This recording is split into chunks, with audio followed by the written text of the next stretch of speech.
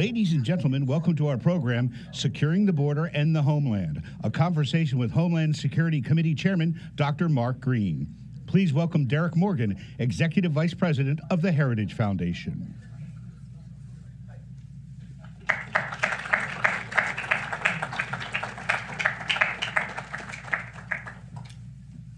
Hello, everyone. Welcome to the Heritage Foundation. We're very glad to have you all here. Mr. Ambassador, good to see you. We have an excellent program in store for you today, so we're going to get right to it. First, I'll introduce our speaker, and then we're going to have a conversation after that as well. And I want to especially welcome those of you here who are here in person and also our online audience. I know we have several hundred people RSVP'd for that as well, so great to be with you all today.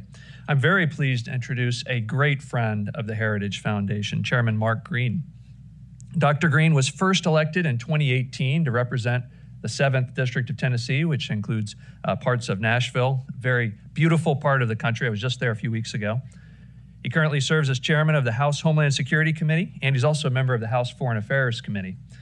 Thanks to Chairman Green's efforts and hard work, in large measure, the House passed a monumental piece of legislation. The Secure the Border Act, also known as H.R. 2, and you know how critical a bill is when it has a number that low, kind of like a license plate in the United Arab Emirates, if you follow that. And I understand Delaware has the same system too. These license plates go for $1 million or more. It's crazy. But H.R. 2, that's prime real estate.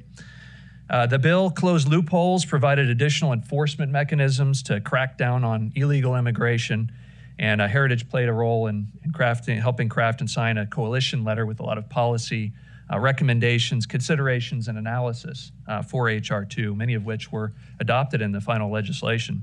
Our sister organization, Heritage Action for America, key voted the bill, urging a yes vote, and it passed by a margin of 219 to 213. We're still working to educate our friends in the Senate about this important piece of legislation.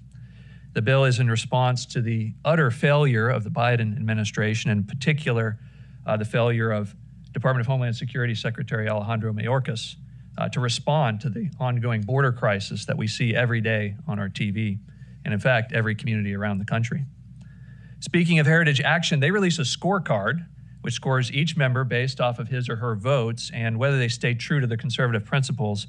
And Congressman Green easily aced our scorecard with a lifetime score of 97%. Pretty impressive. Prior to serving in Congress, he served in the Tennessee State Senate, where then as now he brought his experiences as a businessman and an ER physician. He also served 24 years combined in the military academy, the Army, and the Army Reserves. I can commend to you a book that he wrote when he was deployed. He was deployed to both Iraq and Afghanistan. His book was called A Night with Saddam, and it details his experiences capturing and interrogating Saddam Hussein. If you're old enough like me to remember that moment when he was hiding in that spider hole. So we couldn't have been joined by a more qualified member of Congress to talk about the dangers facing our nation, especially those that emanate from our porous border. So we're excited to hear from Congressman Green today. With that, please join me in welcoming Chairman Green.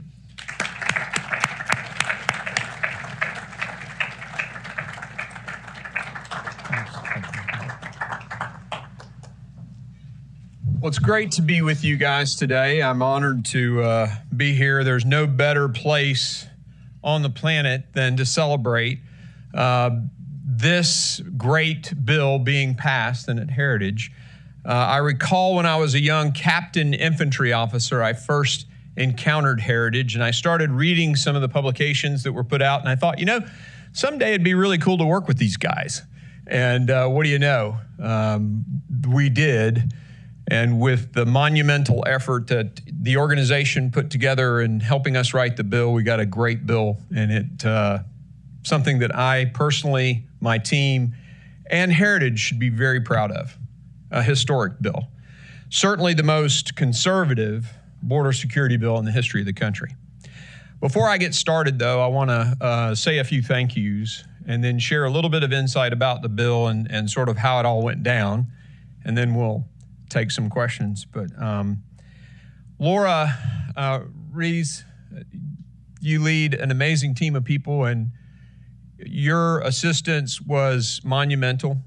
When I say they helped, Heritage helped, I mean from the text of the bill to the messaging to everything. And of course, she had some partners in crime helping her out, Mark Morgan and Tom Homan. Guys, is Tom here? Usually he'd be sitting right next to you if he was here. You know, wisdom, experience, leadership, friendship throughout this whole process.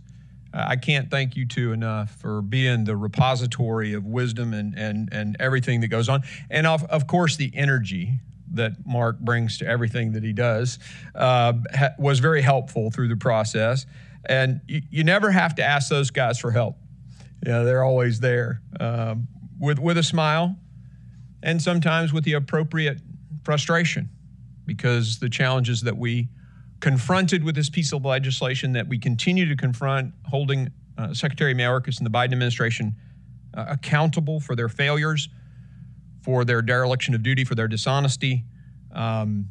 It's a continuing fight, and it takes resolve. And sometimes that's not a smile on the face. And I appreciate you guys. And I want to give a special thanks too to Mike Howell. Mike was the guy who got the call late at night. We were literally making the sausage to make this bill. And there were parts of the bill where the New Yorkers who sit in a Biden district needed help on the NGO piece.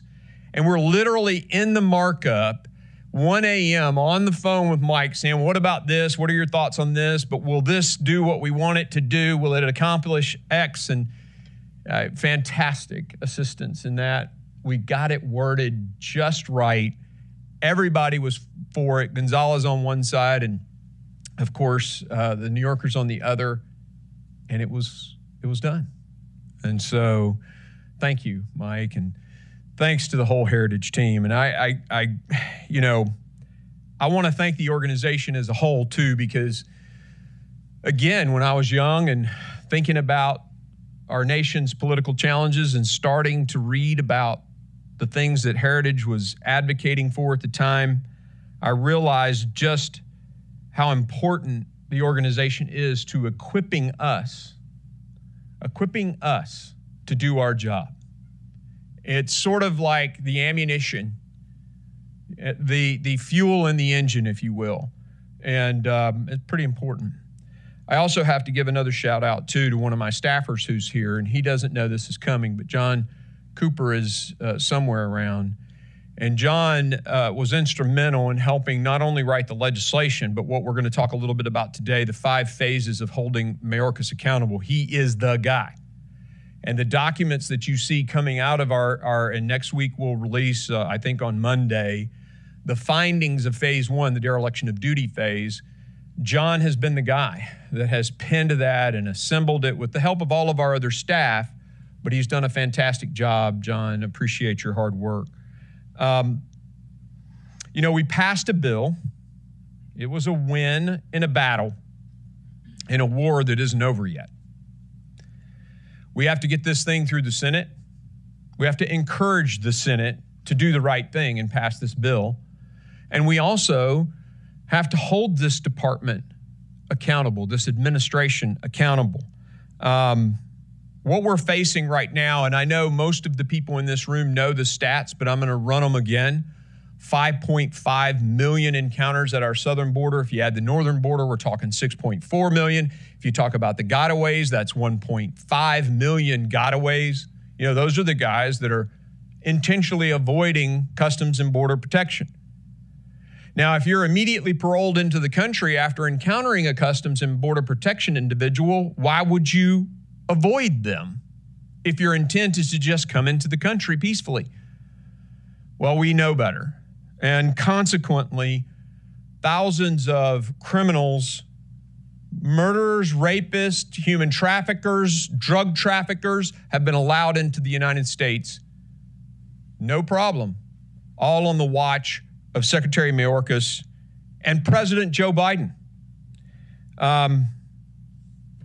It is a travesty. It is concerning. In fact, it scares the heck out of us. 240 terrorists, 245 terrorists, people on the terrorist watch list just this year, or just this administration. Think about that. In the entirety of 2017 to 2020, there were 14. When you know that the border's wide open, the people who want to come take all sorts of, character. Those folks who really are looking for economic opportunity, they come, although that's not a legitimate reason to come illegally. But people who want to hurt Americans they're coming across our southern border because it is an open border. And those people on the terrorist watch list have massively increased. Recently, just a few days ago, we realized that Customs and Border Protection had released an individual into the United States on the terrorist watch list who actually was in Tampa, had just been released into the country. And we found out that they were on the terrorist watch list because they tried to buy an airplane ticket in Tampa. I mean, think about who's in that got-away population if we're catching a few people like this. You all know these statistics too, 107,000 dead Americans to drug overdose. Fentanyl now the number one killer, age 18 to 45. And it's not like people are committing suicide. That's a horrible thing. But these are kids who are at parties who think they're taking an Adderall and it's laced with fentanyl and they never wake up. This is devastating our country, devastating our youth. And it's all because of an open border. When I talked to the sheriffs in my state, I asked the sheriffs, what was the price of fentanyl, a hit of fentanyl on the street in Tennessee in January of 21? And they said about $95. So if you wanted a hit of fentanyl, it was $95 on the street. Of course, I asked, well, what is it today? $28. It's simple supply demand. There's a supply demand curve for money, for labor, for widgets, and for fentanyl on the street. And it's because this open border has facilitated the drug cartels sending that stuff, the Chinese Communist Party sending that stuff into our country. And we just recently learned after talking to a sector chief that this massive increase in Chinese nationals is something to be deeply concerned about. 12,000 just this year. 12,000 just this year. If you look at the 3 years prior to this year, there's almost no statistical significance in the difference between those years, and it's flatlined compared to an exponential curve of 12,000. What's going on? Did something happen in China? No. And the sector chief admitted to me that they had known ties, many had known ties to the PLA and the CCP. Well, what does that mean? Well, I can't tell you 100%, but I'm a military guy. I can use my head, use my brain. The Russians, before they went into Ukraine, sent saboteurs into Ukraine. If we go to defend Taiwan, what happens if there's a brigade of saboteurs sitting here that came here from China? We already know they have intelligence services operating in our cities. We already know they have a listening post just off the island of Cuba where they can listen to Southcom, right? JIATF South, the Joint Interagency Task Force South at Key West. And they had a spy balloon. Interestingly enough, in that week, we had two interesting phenomena that occurred within 7 days from one another. The president had his State of the Union address, and a Chinese spy balloon traversed the United States, filming 23 military installations, Oak Ridge National Laboratory. Now, one of those two phenomenon is full of hot air and a threat to national security. The other one was shot down over the waters of South Carolina. But it's really not a laughing matter. thousands of Chinese nationals, PLA affiliation in the United States just released. It's absolutely insane and a threat to national security. I am taking a lot longer than I thought I would, so I'm going to skip to the final part of what I want to say, and then we'll just do some questions. Secretary Mayorkas, we're going to hold him accountable, and we're in a 5-phase procedure to do that. Now, there are a lot of people who are out there saying, why aren't y'all impeaching this guy right now? I hear it all the time back home. But you have to do it in a methodical way that educates the American people along the way. If you look at what happened with the D.C. crime bill, the Democrats said, no, we're not going to support that. We, of course, felt like D.C.'s willingness to release violent criminals was a bad idea, and the federal government, the Congress, has oversight over D.C., so we said, nope, you're not going to do that. We had a bill. The Dems said we're going to vote no. The Democrats in the House all voted no.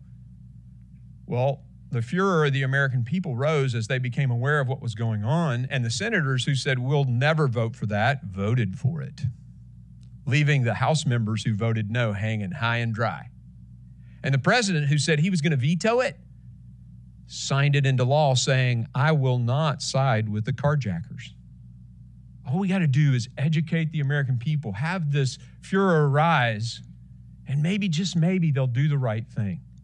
And hold Mr. Mayorkas and Mr. Biden accountable for this open border, this catch and release that has caused the drug cartels to seize the opportunity, develop a strategy that is working where they control our southern border.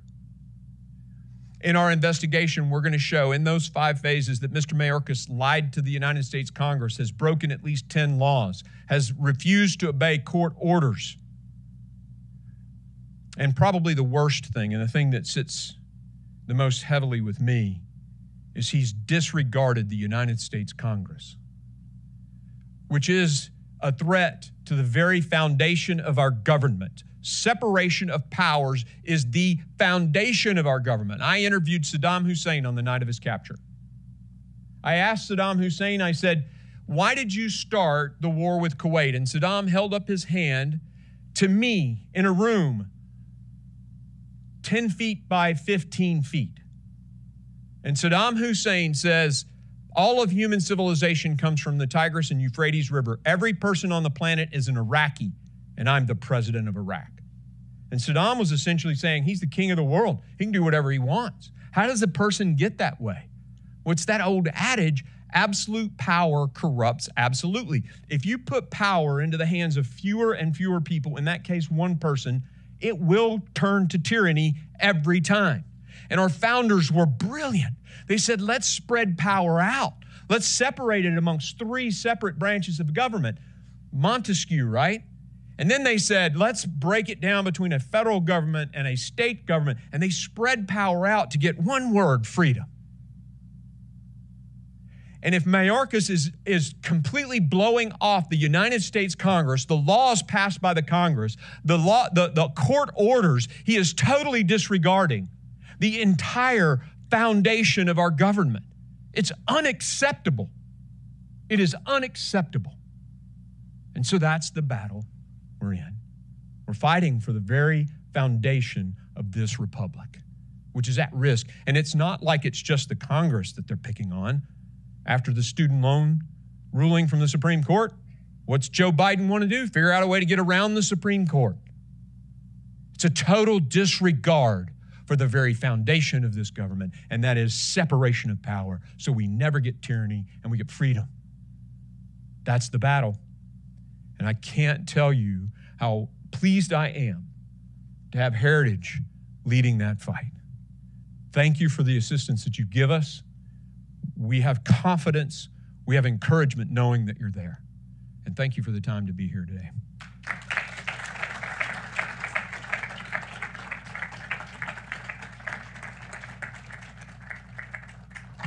What a great way to conclude Thanks. Your remarks. Such a good clarion call to defend our nation and our separation of powers. And thank you for your service in Congress and your service in uniform. All right, so I want to dive in a couple things you talked about. Okay. So first is the investigation. What was kind of the impetus for it? What is it that really got it started? And then, I mean, you've talked about why it's necessary. We fully agree. We wrote a pretty long paper. My colleague, Steve Bradbury, who's here, he wrote a paper on it as well. But maybe you can just walk us through how you visualize the investigation, where it's going next, and in addition to the phases, dereliction of duty and the cartels and so forth. So what was the start of it, and kind of walk us through the phases in a little more detail, maybe? Well, we knew that the failure at the southern border needed to be investigated. I mean, I have oversight authority, so we want Congress to do its job. We're all sitting here watching what happens and shaking our heads going, something has to be done. Yeah. So the thought processes started in my brain, how do we do this in a way that educates the American people, doesn't seem as if it's vindictive, but is strategic, right? It's one thing to have a spine, right, and to stand up, but you also have to have a brain and do it in a way that makes a difference, right? I want to move the needle. I don't want to be a cymbal clanging in the back of the room. So I just sat down and thought, well, how do we do this? And I came up with the 5 phases myself, and I carry this. I'm an Army guy, so we always have our little green books, those of you who are veterans. And so I'm just sitting there penning in my green book, and that came up with those 5 phases. The 5 phases are dereliction of duty. That's our first one, the one we just finished. The second one is the facilitation of cartel crime, and how an open border is absolutely advancing the criminal activity inside the United States. And you can just simply Google San Francisco cartel crime, and you can see how the cartels have essentially taken over the criminal activity in San Francisco. It's fascinating. All because of an open border, all in the hands of Alejandro Mayorkas. Phase 3 will be the human costs. And this is where we will bring in, the moms who've lost children, the dads who've lost a spouse that was struck by a fleeing illegal. We will bring in the spouse of a Border Patrol agent who committed suicide. 17 suicides in the last year in Customs and Border Patrol. Put that into perspective, they have a force of about 17,000. 17 suicides, the highest ever in the history of the organization, by the way. The New York Police Department has 35,000 members with 3 suicides. So the delta there is exponential. So there's a massive human cost to this. And then the phase 4 will be the actual financial costs. As you think about the social services that get expended, you think about the law enforcement costs, but a lot of times people don't think about the uncompensated care in a hospital. If you have 7 million people coming into the United States, they're going to go to the emergency department without health insurance. Well, what do they do in the emergency department if you go and you create a bill that never gets paid? Well, they cost shift. This is heritage. You got somebody here who gets this, right? So it's cost shifted to the insured pay. So all of your health insurance prices go up, right? That's a cost to an open border. And there's a human cost to that too. In Yuma, Arizona, the hospital there, the people who live in that community have to drive 200 miles to have their babies. Wow. Because the ward's all full of illegals.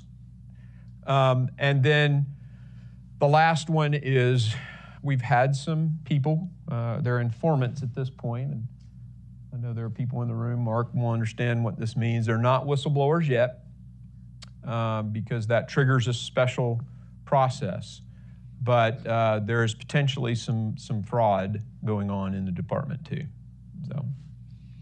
Yeah, talking about the cartels, I was just listening to a report this morning about some mansions in Central America with 49er logos on their gates, and others would have Denver Broncos or wherever it is that their kind of territory is. It's infuriating. Wow. That they treat our cities like that. Wow. All right, so what do you hope your colleagues are going to learn during this process? You've got these 5 phases. Hopefully both sides of the aisle see and conclude something from the investigation. And maybe you could touch on what you found so far and whether that is enough, you think, to compel some bipartisan condemnation of the secretary? Well, I think clearly condemnation.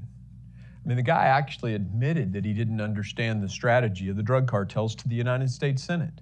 He was under oath and being questioned by senators, and he didn't understand either the strategic or the tactical methodologies of the cartel. Now, if there was a general officer in the United States Army who didn't understand the methodologies of the enemy, we would fire that general on the spot. We would never entrust men and women, our sons and daughters, to his care on a battlefield.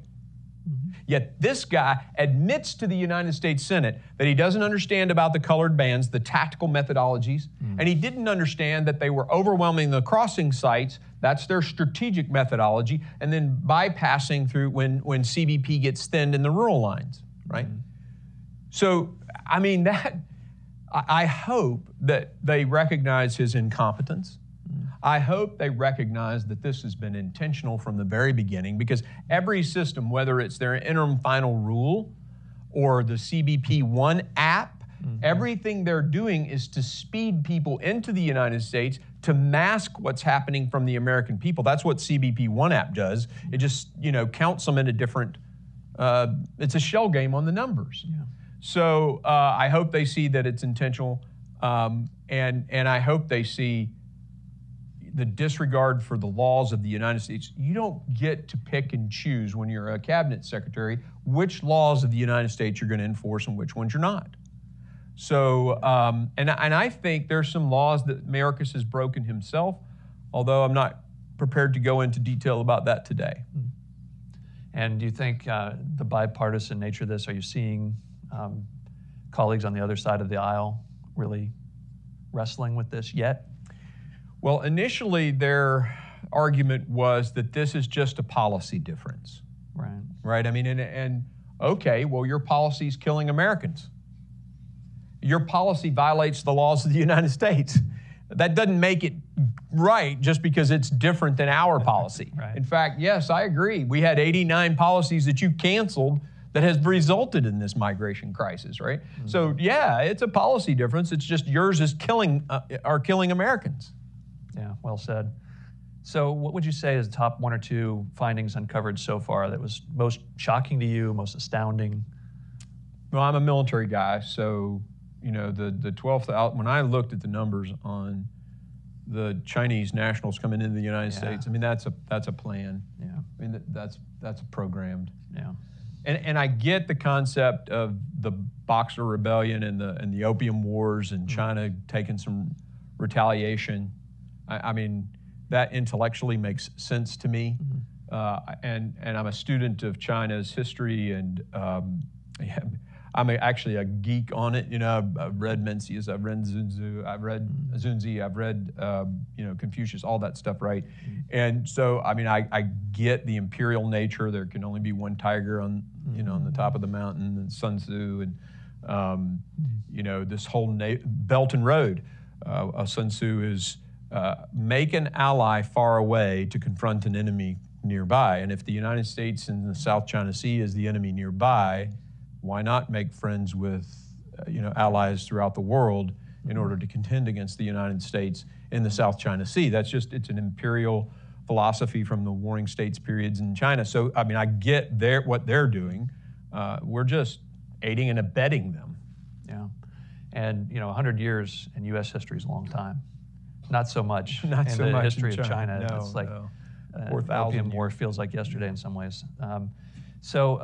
Well, let's continue on the Chinese subject for a minute. So you talked in some detail. You just outlined it here. You broke some news last month when you announced that official sources had said that some of the individuals had ties to the CCP and to the People's Liberation Army. So can you talk a little bit more about that particular revelation and just how big a threat it is to have this porous border with respect to China? Well, there's not much more that I can say in a setting like this, okay. But what I will say is the numbers are up to 12,000, which is a massive, massive increase over previous years. They're known ties to the PLA, and they're military-age men just being released into the United States, paroled right away, just like all you have to do, claim asylum, and you're in. Yeah. So, and the cartels actually, that they charge a fee too for the Chinese they bring in. It's 50 grand for the Chinese to come in, 50 grand from Iran. You know, if you're in Guatemala, Mr. Ambassador, it's a little cheaper. The distance, you know, I guess. But, you know, so it's, yeah, it's just terrible. I have to give some credit to that sector chief, though, who boldly, you know, told us about that. Yeah. Because let's face it, this administration has not been very nice to whistleblowers. Look at the DOJ and what's happened over there to those whistleblowers. People just telling the truth of what's going on in our government, and they're getting targeted. Mm-hmm. And so this individual came to us with the details, and very strong and courageous thing to do.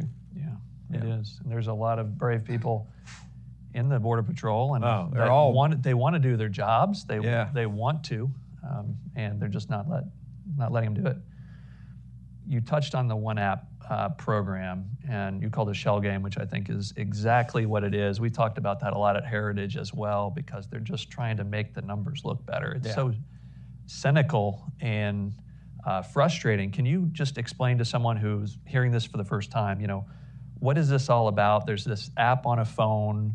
Why should I be concerned about this? So the CBP One app was originally designed to facilitate commerce between Mexico and the United States. When you had to bring an 18-wheeler full of stuff through customs, you programmed an appointment basically through the CBP One app. What Mayorkas has done is turned that into a mechanism for people to apply for asylum. Mm-hmm. So the person basically fills that in, and they show up at a port of entry, and they get counted in a different number. Mm-hmm. And originally they were going to do 1,250 appointments a day. And so these, you know, and of course, as soon as they announced it, we knew what was going to happen. For the cartels, you know, for an added fee, will fill out your CBP One app for you, right? But anyway, we've discovered that that's exactly what's happening. But now they've increased it to $1,450 a day. And of course, if someone shows up outside the border, let's say they go to between a port of entry, mm-hmm. what the Customs and Border Patrol guys are telling them now is if you'll go back into Mexico and then go to a port of entry and fill out the app, you'll just get brought in. And it's an automatic mass parole system. Yeah. So if you fill it out, they don't, and they've taken away, there's typically two processes. And Mark can correct me if I'm wrong, but there's two steps, you know, and there's the Border Patrol step, and then there's the judicial step that are in that asylum process. And they basically have done away with the second step, contrary to the laws of the United States. Okay? So that it's basically an automatic parole if you fill out the app. And by the way, you get the numbers counted differently. And if you come to Border Patrol and you turn around and go to it's all counted differently. So it's a shell game to hide the numbers. And so, yeah. And if you claim that asylum your court date could be many, many months or years in the advance, and down the road. I think 600,000 or so didn't even get a court date so far. There you go. According to this administration. Unbelievable. Unbelievable. Okay, well, we've got Mayorkas' enforcement priorities memo too. I wonder if you could touch on that. The Supreme Court has ruled that states didn't have standing to enjoin that. So I guess that puts even more onus on Congress to push back, perhaps by defunding or using another appropriations tool. So can you talk to us about how you're thinking about that issue? Yes, we're actually looking at several different courses of action now that the states were deemed to not have standing. Mm-hmm. And by the way, if you read the opinions on that case, there is nowhere in there where they say what Mayorkas is doing is right. Yeah. Okay? And I think it was Kavanaugh who made some very damning comments about what's going on, but it came down to who has standing to bring the case. Mm-hmm. And so we're looking to see where our legal standing is in that regard. We're also looking at defunding some positions. Mm-hmm. So that's something that we're considering. Mm-hmm. Good, and there's other things you can do too. You go after salaries and whatnot. That's what I mean. When I say defunding, I say defunding positions. Lots of fun can be had there. Yeah. You mentioned NGOs as well, and we've done a fair bit. You noted Mike Howell's work, which he's done great work on. He and the team put together a study of cell phone data from NGOs and showed it how folks go to these centers and then are spread out through the entire country, really bringing visual evidence to the point that we say all the time, which is every community is a border community now. And so, your committee passed out a piece of this in HR 2 that really restricted DHS's ability, to fund these NGOs. And so a lot of people, though, are going to think these are do-gooder organizations and take on face value their claim that they're just trying, to help people, and they don't understand that these NGOs are actually, facilitating and really exacerbating the crisis in some ways. So I wonder if you could just give her a better picture of that for someone who hasn't focused on this up to this point. How are they operating with DHS in a way to exacerbate this crisis? So the NGOs obviously facilitate sort of the process, right? So they make the process easier, smoother, et cetera. And if you make the process easier, smoother, and better, faster, efficient, it's an incentive. It adds to the incentive at least. And what you want is a disincentive. That's why the law was written that you have to detain, right, in the process. And Mayorkas is not detained, even though he very dishonestly said, oh, we don't have the resources and we're overwhelmed. Meanwhile, he's asking for less ICE beds and filling a lot less ICE beds. So that's dishonest, okay? But so the NGOs come in, and in fact, they even are getting contracts to house people. And we've now discovered that, again, contrary to the law, it's very clear that the asylum seeker must pay for their legal expenses on their own. That is in the law. Taxpayer dollars going to an NGO and the NGO providing legal services is U.S. taxpayer dollars funding exactly what the law says shouldn't happen. So that is another of the laws of the United States just being totally disregarded by this administration. So what we wanted to do was to clip the wings. And so that's when we had the bill. It was very comprehensive. The language was very comprehensive at the time. The New Yorkers were, hey, if you do this, it's going to have a trickle-down effect on other NGOs that are in our district. And so that's when we had Mike on the phone and pounded out a definition that actually did exactly what we wanted it to do without harming the NGOs that are really doing good stuff. There are, so many of these NGOs are doing great things. So across the country, we did not want an impact on them. And Mike helped out and helped us get it done. That's to your point of working smarter and taking a legitimate concern and working with people to fix the problem. That's how it's supposed to be done. Yeah, that's right.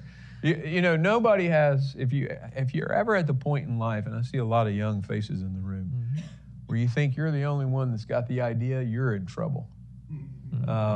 If I've learned anything in my days running military units and running a big healthcare company and all that, it's you want as many ideas as you can get from trusted sources. And that's what Heritage is for us. Oh, thank you for saying that. All right, so the movie The Sound of Freedom has taken the country by storm. We were fortunate to have a viewing in this very room. Oh, cool. And it's about a former DHS agent who rescues a child, sex trafficking victims. And it's doing really well in the theaters. I think it beat Indiana Jones. Yeah, one beat weekend. Indiana Jones, beat Disney. Yeah, that's right. On last weekend. That's right. And the administration's policies are making the problem so much worse with their policies. And I think we have a record number of unaccompanied children at the border now. So Secretary Mayorkas has said he's not going to turn them back. And I looked at data the other day that said that there's 85,000 that they've lost track of. So what can Congress do? I mean, obviously, Mayorkas should be doing his job, should be letting the people that work for him do their jobs. what can Congress do at this point to help fix this problem? Well, if you haven't seen the movie, you should see it. Every American should see it, and it's not easy to watch. It's interesting. I had a phone conversation with, I'm on Foreign Affairs, so I'm talking to some leaders in Saudi Arabia. This was 2 weeks ago. And I'm speaking to a guy named Mohammed. And then Jim Caviezel comes into my office later in the day with Tim Ballard. And of course, Jim Caviezel starred as Jesus Christ in The Passion of the Christ. And so when they were leaving, I thought, wow, I've talked to Muhammad and Jesus in the same day. But Tim Ballard came into the office, and he's going to be on a witness stand at some point, talking about how Mayorkas' open border has facilitated human trafficking of children into our country. And we're going to let the movie sit out there and percolate a little bit, and then we're going to bring Tim in, and it'll be when we get into the human costs of all this. But there's lots of things. Well, let me talk about the 85,000, because that information came not from Fox News, not from Washington Post, not from the Washington Times. It came from the New York Times, not known for its conservative bias. So the New York Times went and kind of heard about this. They found someone. And turns out this sponsor had like 20-something kids that they had taken on, and they were basically using them for cheap labor, slave labor. Unbelievable that that's happening in the United States of America, but it is. And we can only imagine what some other purposes those 85,000 children have found themselves satisfying. It's just unbelievable. And when confronted about it, Mayorkas just sloughs it off. So we can pass some laws. We have intentions of passing some laws to try to address this issue. It's not an easy one to address because it crosses jurisdictional boundaries. Because as you know, once they come, they become refugees, and they wind up in the Office of Refugee Resettlement, and now they're in HHS's control and not Homeland's. So we've got to sit down with ENC Committee, Health and Human Services, and try to get some resolution for this. I had some legislation last cycle that would change the laws a little bit, that would make the classification of these kids stay with DHS, which would help fix the problem, but only if you have someone at DHS that follows the law. And right now we don't. So that's part of the problem. Yeah, I mean, when you think of the human carnage at the border, because it's porous, with sex trafficking, with the Border Patrol agents who are taking their lives, it's astounding. It really is unbelievable. We very much appreciate all of your work on that, and I'd be remiss if I didn't ask you if you would indulge us to just tell us a little more about the Saddam Hussein interrogation and capture, and maybe also, if you wouldn't mind, we have a lot of our interns here. Maybe give them a piece of advice as they're starting off their working career as well. Well, Saddam was. We were chasing him all around the country of Iraq for 9 months or so, and when we finally got him, if you can just imagine what it's like to win a Super Bowl championship, right? But then you think, well, that happens every year. Every year a team wins a Super Bowl. But in history, we never caught Pol Pot. We never caught Hitler. We never caught Stalin. We never caught Mao and took these people to justice. But I got to be a part of the team that captured Saddam Hussein, and then McCraven was in with him, and I was standing outside the room with him. I just went over to get a glimpse at him. I didn't do that medical exam that was shown on CNN. That was another physician. I was the target physician. So I went with the shooters to the target. My job was to take our wounded guys off. So I came back from the mission and I'm going over there. I'll regret this the rest of my life if I don't go get a glimpse at the guy. So I go into the interrogation facility, and I'm standing outside the room. McCraven comes out and the other doc's gone. And McCraven goes, "Hey, Mark, will you spend the first night with this guy? And I'm like, heck yeah. So I grab a Stars and Stripes, go into the room, and Saddam is laying on the cot. And I just think I'm gonna sit there and do nothing for the night. And Saddam sits up and motions me over to take his blood pressure because I had that telltale sign around my neck, the stethoscope. And he says, so I took his blood pressure. And as I'm doing that, you're in someone's face when you're right there and taking a blood pressure. And Saddam says to me, when I was a young kid, I wanted to be a doctor, but politics had too great a hold on my heart. And when I give speeches about this, I often say, well, I was a doctor and now I'm a politician. Hopefully that's all that rubbed off that night. But no, it was fascinating. In terms of advice, read. If you read, you get to learn before you make the mistake.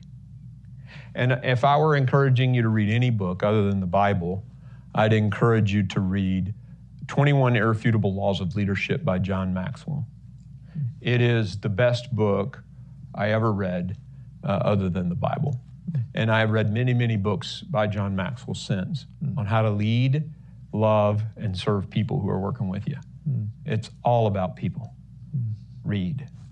Well said. And let me just say, we are so grateful for your leadership on the committee and in the Congress at large. Thank you for getting this bill across the finish line. And we look forward to continuing the fight with you. And let's please give a warm thank you to Dr. Green. Great job. It's really fantastic. Yeah, thank you.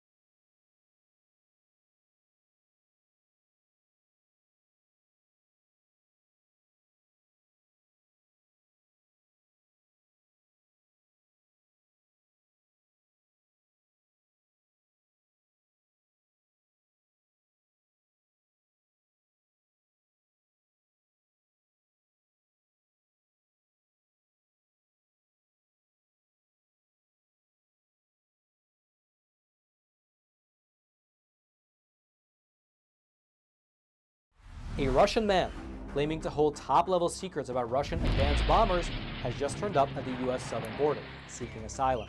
The man claims to have been an engineer at a production facility over in the city of Kazan, and he says that he possesses top-secret information about the White Swan Tu-160, which is the most advanced bomber in the Russian arsenal. U.S. border officials, they interviewed the man, and they determined that his story was in fact credible and eventually passed him off to the FBI, who are still in the process of interrogating him right now. However, analysts have pointed out that the fact that the story was even leaked to the public is an indication that perhaps the American government is encouraging other Russians who also hold top-level secrets to also escape to America. And if you thought that was interesting, well then you should click on that button below this video and check out Epic TV, one of the best no-censorship video platforms